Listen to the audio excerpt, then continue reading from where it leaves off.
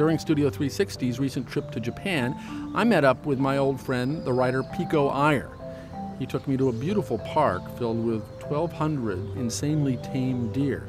Pico has lived in Japan for 20 years, so I figured he was the perfect person to help me figure out this strange, enthralling country.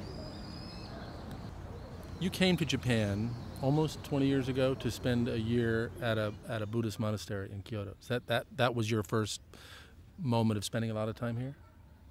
That's right, and of course my year lasted a week because as soon as I got here, I found that a week or a year in a monastery was not sitting contemplating the full moon and writing depthless haiku and all the aesthetic beauties that I'd imagined in Santa Barbara. It was scrubbing the floors and raking the leaves and incredibly hard work of the kind that I'd already done much too much of in English boarding school. And also I found, as soon as I arrived in the Zen temple in Japan, it was filled with people from Santa Cruz, Boston and Berkeley. And so I thought, well, I haven't come all the way from California to Japan just to get, more Californians in some ways.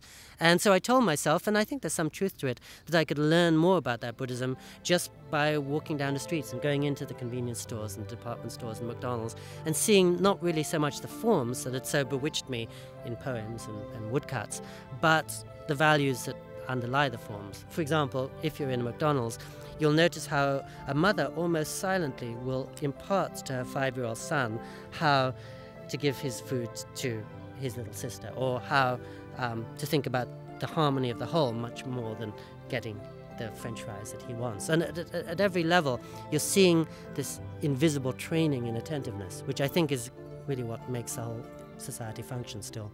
You've now been in Japan as your base for almost 20 years. I'll start with the big question. What do you find to be the uniquely Japanese aspects of Japan? Silence, attention, selflessness.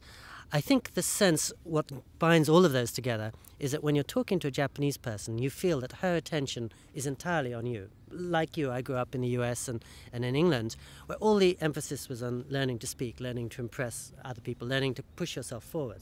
And it took me a long time after I got to Japan to realize that it wasn't important to learn Japanese, but what was important was to learn silence, to learn to stop my mouth, to attend to what was going on around me, to notice what kind of tea the woman on the other side of the table was drinking. All those quiet things that seem kind of obsolete or old-fashioned in 21st century Japan, but I think really make up the fabric and the backbone of the country and what keeps it so distinctive. I mean, as you said, I've been here 20 years now, and it feels ever more like another planet to me. It's still the most alien country I know on Earth, but alien with qualities that I'm eager to learn from.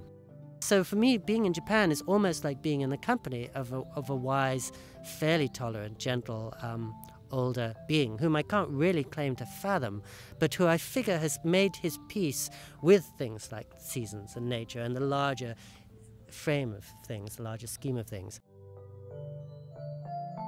For more of my interview with Pico Iyer, check out studio360.org.